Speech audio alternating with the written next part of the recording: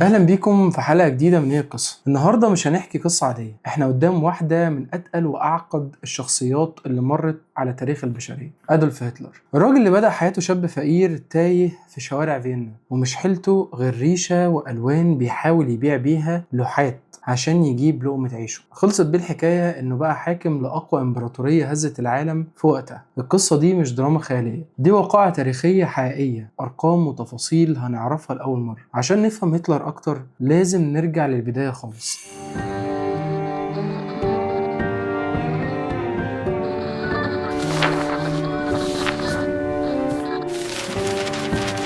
اهلا بيكم في حلقه جديده من هي القصه. النهارده مش هنحكي قصه عاديه، احنا قدام واحده من اتقل واعقد الشخصيات اللي مرت على تاريخ البشريه، ادولف هتلر. الراجل اللي بدا حياته شاب فقير تايه في شوارع فيينا، ومش حيلته غير ريشه والوان بيحاول يبيع بيها لوحات عشان يجيب لقمة عيشه. خلصت بيه الحكاية انه بقى حاكم لأقوى امبراطورية هزت العالم في وقتها. القصة دي مش دراما خيالية، دي واقعة تاريخية حقيقية، أرقام وتفاصيل هنعرفها لأول مرة. عشان نفهم هتلر أكتر لازم نرجع للبداية خالص، سنة 1889 وتحديدا في يوم 20 إبريل في بلدة برونو على الحدود بين النمسا والمجر. اتولد ساعتها أدولف هتلر لأب صارم جاد وأم حنونة. طفولته ما كانتش سهلة، وبسبب طبيعة أبوه الصارمة عاش طفولة فيها شد وجذب. بس الشاب أدولف من صغره عنده هوس تاني خالص غير الدراسة التقليدية، كان بيعشق الفن والرسم، وكان شايف إن المستقبل بتاعه مرسوم على اللوحات. لما كبر قدم ورقه لأكاديمية الفنون الجميلة في فيينا سنة 1907، وهنا حصلت أول صدمة حقيقية في حياته. اللجنة رفضت قبوله بحجة إن موهبته في الرسم المعماري أقوى بكتير من الرسم التعبيري أو البورتريهات، ونصحوه يوجه نفسه لدراسة الهندسة المعمارية. الصدمة دي كسرت جواه حاجات كتير، خاصة إنه في نفس الفترة دي فقد والدته اللي كانت أقرب حد ليه بعد الصراع مع المرض، وخلصت فلوسه كلها. الولد الفقير لقى نفسه في فيينا بيضطر يعيش في الملاجئ بتاعت المشردين، وبيبيع بطاقات بريدية مرسومة بدقة متناهية لمعالم فيينا المعمارية عشان يقدر ياكل. الفترة دي في شوارع فيينا ما كانتش مجرد فترة فقر، دي كانت المفرمة اللي صقلت شخصيته وكونت أفكاره عن الطبقات الاجتماعية وعن تركيبة المدن وعن الهجرة والتنوع السكاني اللي كان شايف إنه بيأثر على الهوية. وعلى فكرة هو عمره ما فقد شغفه بالهندسة المعمارية، حتى وهو في أوج مجده لاحقا كان بيقعد بالساعات بالليل يمسك الورقة والقلم ويرمم ويتخيل إعادة بناء العواصم. وكان حلم حياته إن يحول برلين بعد النصر العظيم لتحفة معمارية يسميها جرمانيا، بحيث تكون عاصمة العالم الأبدية. لما قامت الحرب العالمية الأولى في صيف سنة 1914 هتلر حس إن روحه رجعت له، لقى نفسه قدام فرصة يثبت فيها ولاءه وانتمائه للوطن اللي بيعشقه، ألمانيا. تطوع فورا في الجيش الألماني رغم إنه كان بيحمل الجنسية النمساوية، واتحط في الكتيبة الاحتياطية ال18 للبافاريين. هتلر ما كانش جندي قاعد ورا، لا ده طلب بنفسه يكون في خط النار الأول، واختار أخطر وظيفة في الجيش وهي مراسلين الخطوط الأمامية. الشغلانة دي كانت معناها إنك بتجري وسط قصف المدفعية التقيلة وغازات الخردل السامة ووابل من الرصاص عشان تنقل أوامر العسكرية الخطيرة بين القيادة العليا والخنادق الأمامية. الإحصائيات بتقول إن نسبة الإصابة أو الوفاة في الوظيفة دي بالذات في الجيش كانت الأعلى. هتلر أثبت شجاعة جنونية واتصاب مرتين، الأولى في فخده سنة 1916 في معركة السوم، والتانية سنة 1918 لما تعرض لهجوم بالغازات السامة اللي عملت له عمى مؤقت ودخلته المستشفى. شجاعته دي ما عدتش كده وخلاص، وخد أوسمة شجاعة رفيعة جدا، أبرزها الصليب الحديدي من الدرجة الثانية سنة 1914، والصليب الحديدي دي من الدرجة الأولى سنة 1918. وهو وسام كان نادر جدا لجندي برتبة عريف. ومن أغرب صدف التاريخ اللي غيرت مجراه إن هتلر في واحدة من المعارك بتاعة الحرب وساعة ما كان متواجد في الخندق واجه جندي بريطاني اسمه هنري تاندي. الجندي البريطاني ده وجه بندقيته ناحية هتلر اللي كان متصاب وتعبان ومش قادر حتى يشيل سلاحه، لكن تاندي قرر إن هو يشفق عليه وسابه يمشي. طبعا تاندي ساعتها ما كانش عارف إن اللحظة ديت هتغير مجرى التاريخ حرفيا. اللي اختار فيها انه ما يقتلش جندي بسيط موجود في خندق قدامه. هتلر فضل محتفظ بصورة الجندي ده في مكتبه لسنين طويلة، وكان مؤمن تماما ان القدر حفظه في اللحظة دي عشان يؤدي رسالة كبرى في المستقبل. لكن الصدمة الكبيرة اللي هتهز كيانه وتحدد مصير البشرية حصلت في نوفمبر سنة 1918. هتلر كان لسه راقد في مستشفى بيتعالج من آثار الغاز السام لما سمع خبر استسلام ألمانيا وإعلان الهدنة. الخبر وقع عليه زي الصعق. هتلر ما صدقش ان الجيش الالماني اللي حارب ببساله لسنين طويله يتهزم عسكريا في الميدان. كان مؤمن من جواه باسطوره الطعنه في الظهر، وكان شايف ان الجيش ما اتهزمش في المعركه. الجيش ده اتخان من السياسيين والخونه والماركسيين واليهود اللي جوه البلد، واللي وقعوا وثيقه الاستسلام وهم نايمين في العسل. واللي زاد الطين بله بقى ان المانيا ساعتها وقعت معاهده فرساي سنه 1919 اللي خدت كتير من الكرامه الالمانيه. المعاهده دي فرضت شروط قاسيه جدا ومهينه لابعد الحدود. جردت ألمانيا من سلاحها وقلصت حجم جيشها ل100,000 جندي بس، من غير لا دبابات ولا طيران ولا غواصات، واقتطعت أجزاء واسعة من أراضيها لصالح فرنسا وبولندا والدنمارك، وحملت ألمانيا لوحدها المسؤولية الكاملة عن الحرب. والأدهى بقى والأغرب من كل ده إن هي فرضت تعويضات مالية خرافية وصلت ل 132 مليار مارك ذهبي، رقم كان أكبر بكتير من اقتصاد دولة. وده أدى لانهيار كامل للعملة الألمانية وسقوط الشعب في مجاعة وفقر مضجع وظهور التضخم المرعب اللي كان المواطن بيشتري بيه رغيف عيش بعربيات مليانة فلوس ورقية ملهاش أي قيمة. من اللحظة دي في مستشفى بالمك أدولف هتلر أخذ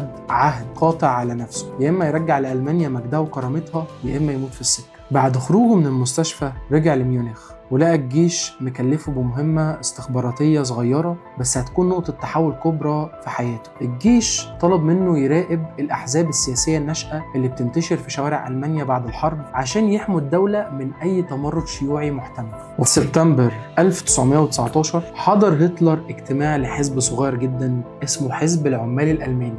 الكلام ده كان في قاعة بيير في ميونخ. الحزب ده ما كانش حزب بالمعنى المفهوم، ده كان مجرد ندوة بيجتمع فيها شوية أفراد بيتناقشوا في أحوال البلد. هتلر سمع ساعتها مناقشة وعقب عليها بطريقة خلت كل الحضور ينتبهوا ليه. لقوا قدامهم شاب عنده قدرة مرعبة على الإقناع، صوته جهوري ونظرات عينيه حادة. طلبوا منه إن هو ينضم للحزب، فوافق بس بشرط إن يكون ليه دور قيادي مش مجرد عضو عابر. هتلر خد رقم مميز، رقم عضويته كان 555. والحقيقة بقى إن الحزب وقتها كان صغير جدا لدرجة إن هم كانوا بيبدأوا ترقيم الأعضاء بعد رقم 500، يعني هو في الحقيقة كان رقمه 55. بس ده كان بيحصل عشان يوهم الناس إن الحزب كبير وأعضاؤه بالآلاف. هتلر بدأ يمسك ملف الدعاية والإعلام في الحزب، وهنا اكتشف موهبته الحقيقية، إن هو بيقدر يسحر عقول الناس بالخطب بتاعته. هتلر ما كانش بيخطب بالطريقة التقليدية الباردة، كان بيحضر خطاباته بعناية كبيرة جدا، وبيقف قدام المراية بالساعات يدرب نفسه على إيماءات إيديه وحركات جسده ونبرة صوته اللي كانت بتبتدي هادية وواثقة وبتتدرج لحد ما بتوصل لدرجة حماسية بتهز القلوب وبتلهب الحماس في الصدور. وكان بيجيب مصوره الخاص هاينريش هوفمان عشان يلتقط ليه صور وهو بيخطب، ويقعد يحلل الصور دي عشان يشوف شكل تعبيراته وهيئته كانت قوية قدام الجمهور ولا لا. وبفضل اللسان الساحر ده والموهبة بتاعته الفطرية قدر يحول حزب العمال الألماني البسيط لحزب العمال القومي الاشتراكي الألماني المعروف اختصارا بالحزب النازي، وشال الشعار التاريخي للصليب المعقوف سواستيكا كرمز للحزب، ورسم علم بلون أحمر اتوسطته دايرة بيضة وجواها الصليب المعقوف عشان يدي للحزب هوية بصرية قوية ومؤثرة تسرق عيون الجماهير أول ما تشوفه. في الفترة دي ابتدى يتلف حواليه رجال وشباب وقادة أشداء، كل واحد فيهم هيكون ليه دور مرعب في بناء الإمبراطورية بعدين. أولهم هيرمان جورينج، بطل الطيران الحربي وصاحب الأوسمة الكبيرة ورجل الدولة اللي هيبني بعدين سلاح الجو الألماني اللي هيرعب كل جيوش العواصم الأوروبية. وتاني واحد وهو هاينريش هيملر، الشاب الهادي اللي بيلبس نظارات طبية اللي هيتحول لعقل استخباراتي وقاسي جدا. والثالث هو جوزيف جوبلس، الصحفي الذكي اللي لسه لحد النهارده التكتيكات بتاعته في الإعلام بتدرس في المنصات الإعلامية، واللي هيسيطر على عقول ملايين الألمان ويوجه إعلام الدولة بالكامل. هتلر ما قدرش يستنى دخول البرلمان في الانتخابات في الأول، وقرر إن هو ياخد خطوة جريئة جدا. في نوفمبر سنة 1923 ومع انهيار الاقتصاد الألماني واحتلال الفرنسيين لمنطقة الرور الصناعية، حس إن الشعب جاهز للثورة، فقرر يعمل انقلاب عسكري. الانقلاب العسكري الفاشل ده تعرف تاريخيا باسم انقلاب صالة البيرة. في ميونخ هتلر اقتحم صالة كبيرة معروفة ساعتها بالسلاح وأعلن قيام الثورة على حكومة مقاطعة بافاريا، لكن الانقلاب فشل خلال ساعات بسبب سوء التخطيط وتراجع بعض الحلفاء، وانتهى الأمر بمقتل عدد كبير من أنصاره وإلقاء القبض عليه بتهمة الخيانة العظمى. اتحاكم هتلر، بس المحاكمة دي ما كانتش عقاب ليه، دي كانت أضخم منصة دعاية سياسية حصلت في تاريخ ألمانيا. هتلر استغل قفص الاتهام عشان يلقي خطابات نارية دافع فيها عن نفسه وهاجم الحكومة الضعيفة، لدرجة إن القضاة نفسهم اتأثروا بالكلام اللي بيقوله، وبدل ما يعدموه حكموا عليه بالسجن مخفف لمدة 5 سنين بس، وحكموا عليه إن هو يقعد في قلعة لاندسبورج الفخمة، وما قضاش منها كمان غير 9 شهور. وفي سجن لاندسبورج حصل الأهم، هتلر استغل فترة سجنه دي عشان يملي على صديقه المقرب رودولف هيس كتابه التاريخي والمشهور بكفاحي. الكتاب ده ما كانش مجرد مذكرات، الكتاب ده كان يعتبر الإنجيل السياسي للحزب النازي، وفيه حط كل نظرياته عن تفوق العرق الآري. العرق الآري اللي هو ذوي الشعر الأصفر والبشرة البيضاء والعيون الزرقاء، وضرورة التخلص من الديمقراطية الضعيفة، وحق ألمانيا في التوسع والحصول على المجال الحيوي في شرق أوروبا لضمان موارد ومستقبل الأمة الألمانية. لما خرج هتلر بقى من السجن لقى إن الحزب النازي كان اتقفل واتفرق، لكن هو ما يئس، قرر يغير التكتيك تماما. بدل الانقلابات المسلحة هيلعبها سياسة وديمقراطية. دخل الانتخابات البرلمانية واستغل غضب الشعب من البطالة والفقر والجوع من معاهدة فرساي عشان يكتسح المقاعد كلها لحد ما بقى حزبه هو الكتلة الأكبر في البرلمان الألماني البوندستاج. وفي يناير سنة 1933 وبسبب الضغط الكبير والتوازنات السياسية المعقدة وافق الرئيس الألماني ساعتها العجوز بول فون هايدنبرغ وهو مرغم على تعيين أدولف هتلر المستشار لألمانيا. من اللحظة دي بدأت قصة الصعود الحقيقي للعرش، وبدأت إمبراطورية الرايخ الثالث تتشكل خطوة بخطوة عشان تغير وجه العالم للأبد.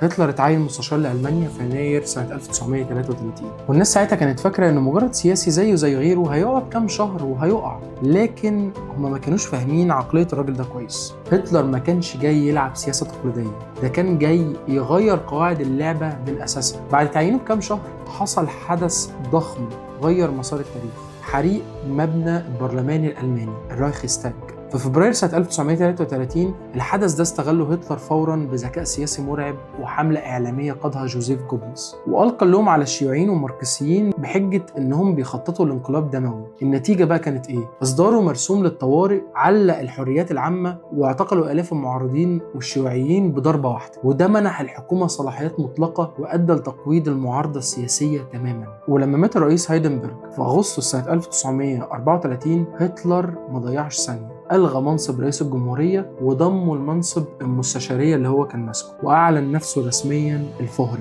الزعيم والقائد الأوحد لألمانيا، وخلى الجيش كله يقسم الولاء المطلق لشخصه مش للدستور ولا للوطن. من اللحظة دي بدأت المعجزة الاقتصادية والعسكرية اللي أذهلت العالم كله في وقت كانت فيه دول كبرى بتعاني من كساد عالمي مرعب. هتلر جاب خبير الاقتصاد هيلمر شاخت وحطوا خطة جهنمية عشان ينقذوا ألمانيا من الوحدة. خلال سنين قليلة البطالة اللي كانت بتضرب أكتر من 6 مليون مواطن ألماني اختفت تماما. ألمانيا بقت أول دولة في العالم بتبني شبكة طرق سريعة حديثة معروفة باسم الأوتوبان، وهي الشبكة اللي أصبحت نموذج عالمي لكل الدول سواء في أوروبا أو أمريكا بعدين. وفي نفس الوقت بدأ هتلر في إعادة تسليح ألمانيا في السر وفي العلن في تحدي واضح لمعاهدة فرساي المهمة. عمل مصانع ضخمة وأنشأ ترسانة عسكرية متطورة جدا سبقت عصرها بكتير. ظهرت أحدث الدبابات والمدرعات في الجيش الألماني، وبدأت الشركات الألمانية زي كروب تطور أسلحة هندسية وتكنولوجية مرعبة. العباقرة والعلماء في الفترة دي لقوا الدعم الكامل من الدولة، زي العالم فيرنر فون براون اللي بدأ يطور برنامج الصواريخ الموجهة الأولى من نوعها في التاريخ، اللي أدت بعدين لظهور صواريخ V1 و V2 واللي كانت بتضرب لندن من مسافات بعيدة. وعلى الصعيد العسكري الألمان طوروا دبابة اسمها تايجر. دبابة كانت عملاقة بتدريعها الخرافي ومدفعها المرعب اللي كان بيمحي تقريبا أي دبابة معادية من مسافات بعيدة، وما كانوش حتى بيقدروا يوصلوا لها. وصل التطوير لحد بناء مدفع جوستاف الخارق أكبر مدفع حركة في التاريخ البشري، اللي كان بيتحرك على خطوط سكة حديد خاصة ووزنه أكتر من 1300 طن، وبيقدر يقذف قذائف وزنها أطنان عشان تهدم أعتى الحصون الخرسانية من مسافات بعيدة جدا. على الجانب الأمني والداخلي بقى، بعد ما وصل هتلر لمنصب المستشار في يناير سنة 1933 وبدأت إمبراطورية الرايخ الثالث تتشكل، الدولة واجهت ملفات معقدة جدا جوه التنظيم السياسي والعسكري، وأبرز الملفات دي كانت قصة قوات العاصفة أو اللي معروف اختصارا بالإس إيه. والكتيبة دي اتبنت في بدايات العشرينات وتحديدا سنة 1921 كجناح شبه عسكري للحزب النازي، وكان دورها الأساسي في الأول حماية اجتماعات الحزب ومنع المظاهرات الشيوعية وفرض النظام في الشوارع بالقوة البدنية. وقضى في مراحل مختلفة شخصيات بارزة زي إرنست روم اللي كان صديق مقرب لهتلر وواحد من مؤسسين التنظيم الأوائل. ومع مرور السنين وتمدد الحزب نمت قوات العاصفة بشكل جبار لحد ما وصل عدد أفرادها سنة 1934 لأكثر من 2.5 مليون فرد لابسين قمصان بنية، وكانوا بيعتبروا نفسهم الجيش الحقيقي للثورة النازية، وبيطالبوا بتطبيق الجانب الاشتراكي من أفكار الحزب ودمج الجيش النظامي تحت إمرة قيادته. وهنا حصلت الأزمة الكبرى والصدام المباشر. الجيش النظامي الألماني اللي كان بيضم ضباط تقليديين وجنرالات محترفين من أصحاب الأصول الإقطاعية والتقاليد العسكرية القديمة اعتبروا قوات العاصفة دي تنظيم غوغائي غير منضبط وميليشيا مسلحة بتهدد استقرار الدولة وبتمثل خطر مباشر على احتكار الجيش للسلاح والسلطة. ومع تهديد قيادات الجيش بفرض الأحكام العرفية وعزل الحكومة لو ما تمش السيطرة على إرنست روم ورجالته اللي وصلوا لمرحلة كبيرة من الغطرسة والتعالي، لقى هتلر نفسه قدام مفترق طرق حاسم: يا إما يخسر دعم الجيش النظامي اللي هو أداة التوسع وبناء الإمبراطورية اللي هو بيحلم بيها، يا إما يخلص من جناحه العسكري القديم اللي ساعده يوصل للسلطة. فقرر هتلر حسم الأمر بعملية تطهير شاملة اتعرفت باسم ليلة السكاكين الطويلة، واللي حصلت في الفترة ما بين 30 يونيو لحد 2 يوليو سنة 1934. وفي الليلة دي سافر هتلر بنفسه بالطيارة لميونخ وتحرك مع وحدات الأمن الخاصة الإس إس بقيادة هاينريش هيملر وراينهارد هايدريش، واقتحمت القوات فندق هانسلبور في مدينة باد فيسي اللي كان فيها أرنست روم وقيادات الصف الأول لقوات العاصفة مجتمعين. وهتلر ساعتها قبض على روم بنفسه ووجه له تهمة الخيانة، وفي نفس الوقت اتحركت فرق الإعدام والاعتقال في برلين وميونخ عشان يصفوا حسابات قديمة وحديثة. شملت ساعتها قائمة الاغتيالات بقى شخصيات سياسية وعسكرية تانية حتى ملاش علاقة مباشرة بقوات العاصفة، بس كانت بتمثل تهديد لنفوذ هتلر، زي جريجور شتراسر قيادي النازي البارز اللي اختلف مع خط هتلر الاقتصادي، وكورت فون شلايخر المستشار الألماني السابق وزوجته اللي اتقتلوا جوه بيتهم، وغوستاف ريتر فون المسؤول البافاري القديم. والإحصائيات التاريخية بتؤكد إعدام واعتقال العشرات بدون محاكمة رسمية خلال الأيام دي. والعملية دي انتهت برفض إرنست روم الانتحار في سجنه، فتم إطلاق النار عليه ببرود. وبكده نجح هتلر في كسر شوكة الجناح المسلح المستقل داخل الحزب، وكسب ولاء تام ونهائي من جنرالات الجيش النظامي اللي وافقوا بعد وفاة الرئيس هايدنبرج على أداء قسم الولاء المطلق لأدولف هتلر شخصيا كقائد أعلى للقوات المسلحة. الكلام ده كان جوه البلد. طب بره البلد بقى حصل إيه؟ هتلر بدأ يطبق نظرية المجال الحيوي بخطوات مدروسة وثابتة ومن غير ما يعمل حرب شاملة بدري. رجع إقليم الصار عن طريق استفتاء سنة 1935، ودخل منطقة الراينز منزوعة السلاح سنة 1936. بعدها ضم النمسا بالكامل لألمانيا في حدث تاريخي اتعرف باسم الأنشلوس سنة 1938 وسط ترحيب شعبي جارف من أهالي النمسا نفسهم اللي كانوا شايفين إن هم شعب واحد مع ألمانيا. وبعدها بشهور طالب بإقليم السودت في تشيكوسلوفاكيا بحجة حماية الأقليات الألمانية هناك. ولما عقدت الدول الكبرى اللي هم بريطانيا وفرنسا مؤتمر ميونخ سنة 1938 رضخوا المطالب هتلر ووقعوا اتفاقية ميونخ وسمحوا ليه بضم الإقليم عشان هم كانوا متعقدين من الحرب العالمية الأولى وعشان يتفادوا الحرب في سياسة اتعرفت ساعتها بإرضاء الخصم. ولما لقى أن بريطانيا وفرنسا لسه مترددين اتحرك بسرعة وعمل معاهدة عدم اعتداء تاريخية ومفاجأة مع عدوه اللدود جوزيف ستالين رئيس الاتحاد السوفيتي سنة 1939.